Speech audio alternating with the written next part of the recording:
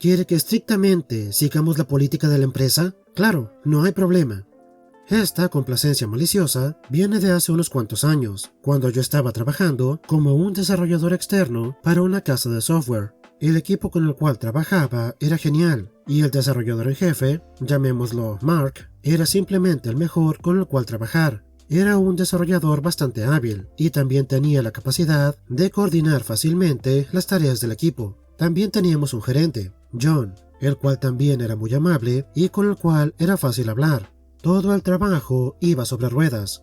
Ahora, la empresa seguía el proceso de los distintos proyectos en un programa informático, en el cual John los dividía en varios pasos. John estableció estos pasos de una forma bastante general. Por ejemplo, análisis, configuración inicial, desarrollo, lanzamiento, mantenimiento, etc., para evitar crear demasiados. A continuación, teníamos que introducir el tiempo que le dedicábamos a cada uno de estos pasos. Si al proyecto le faltaba algún paso o alcanzaba el límite del presupuesto, no podíamos introducirlo en nuestras hojas de horas y, técnicamente, no se nos permitía empezar a trabajar. Según la política de la empresa, nuestro deber era informar al superior directo sobre estos problemas, el cual en este caso era Mark. Luego, él tenía que informarle a John, el cual finalmente aumentaba el límite del presupuesto. Como buen gestor que era, John sabía que todos los pasos eran una enorme pérdida de tiempo, tanto para Mark como para nosotros, de tal modo que él permitía que firmáramos nuestras hojas de horas localmente y empezar o continuar con nuestro trabajo. Además, él mismo juntaba todas nuestras solicitudes de aumento de presupuesto y las hacía todas de forma simultánea. Después nos comunicaba directamente que podíamos introducir nuestras hojas de horas en el software. Pero, entonces, la empresa fue vendida. Así de la nada, aparecen un montón de gerentes intermedios.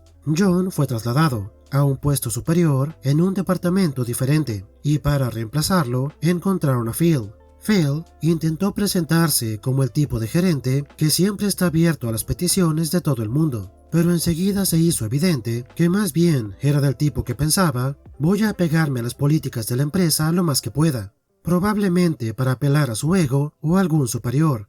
Lo primero que hizo fue cambiar por completo la organización de los proyectos para, según él, controlar mejor el avance de los proyectos. A partir de entonces, en cada proyecto, cada tarea, cada pequeño cambio, todo tenía su propio paso y un límite de presupuesto.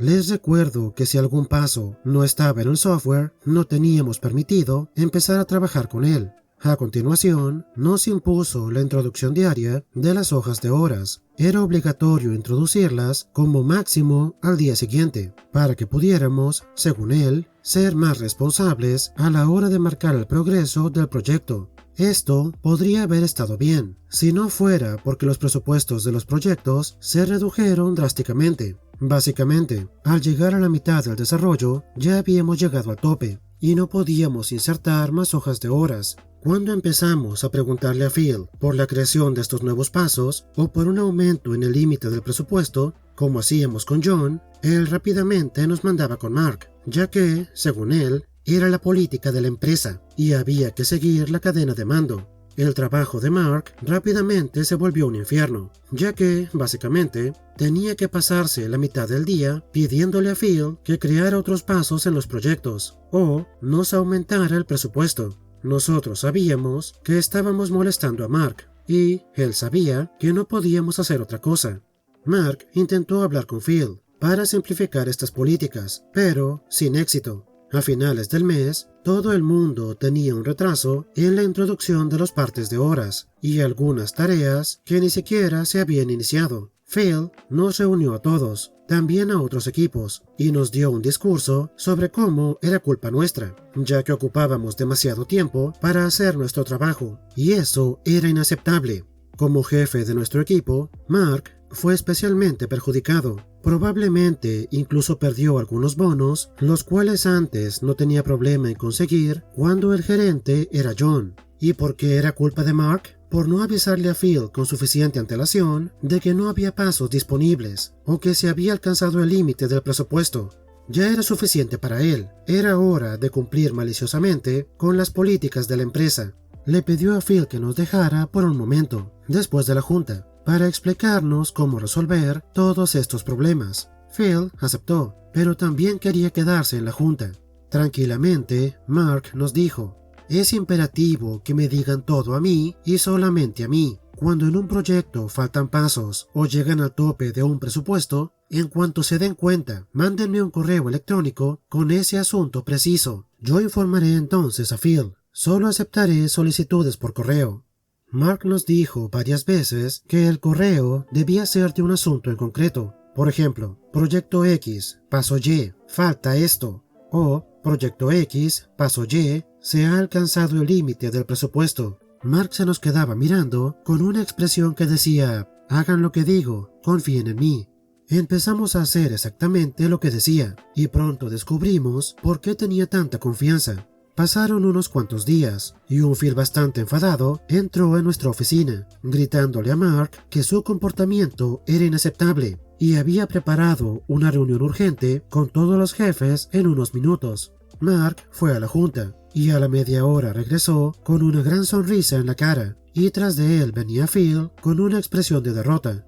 Más tarde nos contó que básicamente había creado un programa que reenviaba a Phil todos los correos que llegaban a su buzón cuyos asuntos coincidieran con los patrones anteriores, añadiendo un texto a modo de prefijo que decía: querido Phil, me gustaría informarte que el equipo me ha hecho saber que al proyecto X le falta el paso Y, o algo similar a eso, según lo que estuviera escrito. En esos pocos días que pasaron, el buzón de Phil se inundó con todo lo que pedíamos. Phil probablemente esperaba que el resultado de la junta fuera a su favor, pero los jefes declararon que no se habían cumplido ninguna política de la empresa, ya que Mark no estaba enviando spam, y eran correos electrónicos legítimos relacionados con el trabajo, y era la obligación de Phil gestionar adecuadamente la situación. Y además, ahora Mark tenía pruebas de que había notificado a Phil inmediatamente de los problemas con los proyectos, así que ahora nada podía ser culpa suya, ni tampoco nuestra.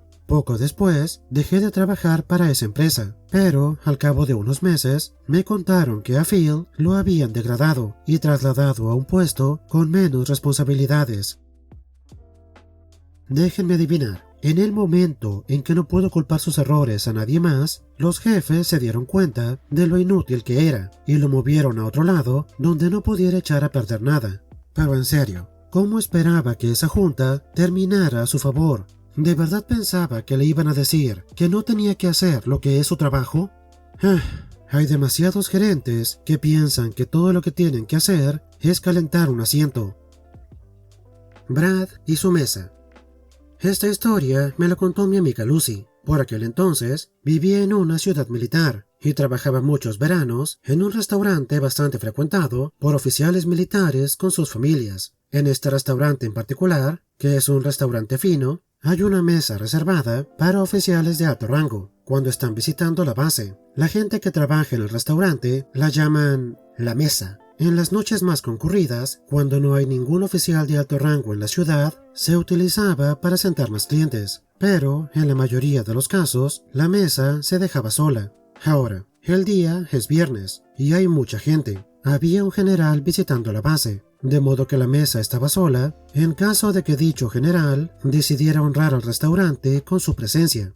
Lucy está atendiendo esa sección cuando el dueño del restaurante, llamémoslo John, le hace señas para que se acerque. Lucy hace caso y el dueño le dice: necesito que tú y Annie, otra camarera, me ayuden a atender la mesa. Y ella pregunta: ¿va a venir el general? Y el dueño contesta: no, pero Brad sí. Lucy puso los ojos en blanco. Brad era el hijo de edad de prepa de un pez gordo local y tenía la idea de que él también era un pez gordo. A menudo venía al restaurante con su chica de la semana y siempre molestaba, pero no lo suficiente como para pedirle que se fuera. Lucy le preguntó a John: ¿estás seguro? ¿Qué pasa si el general quiere cenar con los otros? Ante esto, John se inclinó y con una enorme sonrisa le dijo: al parecer, el general llamó y nos dijo que le diéramos la mesa a Brad y que además le diéramos a él y también a sus invitados todo lo que ellos quisieran. Lucy también sonrió al darse cuenta de lo que estaba por pasar. Brad estaba a punto de recibir una buena ración de complacencia maliciosa por cuenta de la casa. 20 minutos más tarde, Brad llega al restaurante con varios jóvenes. John los saluda y los acompaña a la mesa. La gente a su alrededor lo mira impresionados. Brad entonces procede a darle órdenes a Lucy, a John y a Annie como si él fuera el dueño. Lo único bueno de esta experiencia en particular era que debido a que era menor de edad, tanto Brad como sus amigos nunca intentaban pedir alcohol.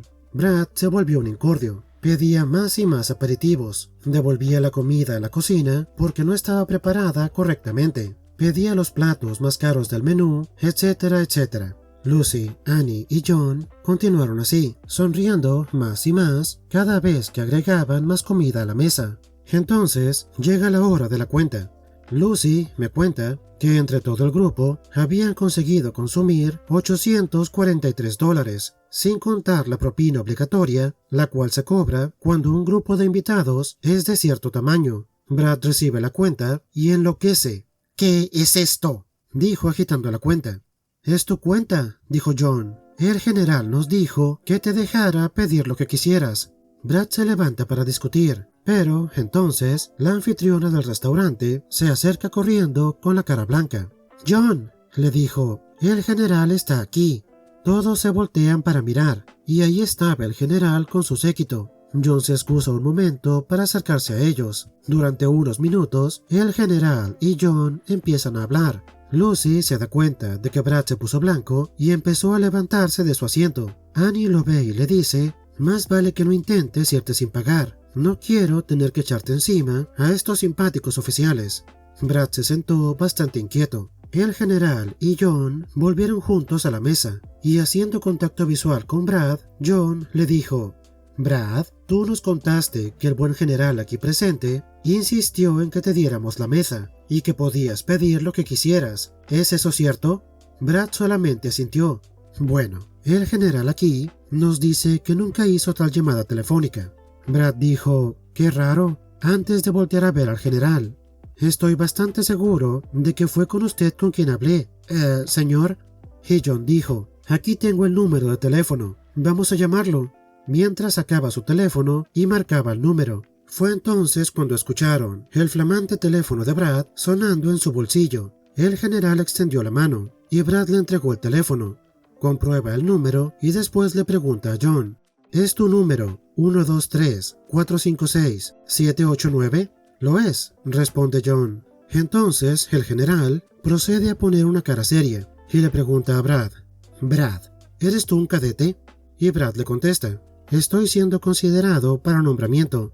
El general asintió y le dijo, «Te sugiero que pagues la cuenta, dejes propina completa y te disculpes con el personal por tu comportamiento. También le sugiero que retire su nombre lo antes posible de la lista de aspirantes a cadetes para evitarse la vergüenza». Agachando la cabeza, Brad pagó la cuenta, se disculpó de mala gana y se marchó acompañado de su grupo de aduladores. El general y su séquito esperaron pacientemente a que la mesa estuviera lista. Comieron bien y dejaron buena propina. También se disculparon por personas como Brad. Lucy continuó su maravillosa carrera libre de Brad. Hope le fue fácil, muy fácil. Digo, fingir que eres un oficial militar, especialmente en una ciudad militar, tiene que ser algún tipo de delito. Además, siento que también le hizo un gran favor evitando que se volviera un cadete. No quiero sonar como un lamebotas, pero a veces siento que el ejército le hace mucho bien al carácter de un niño rico y malcriado.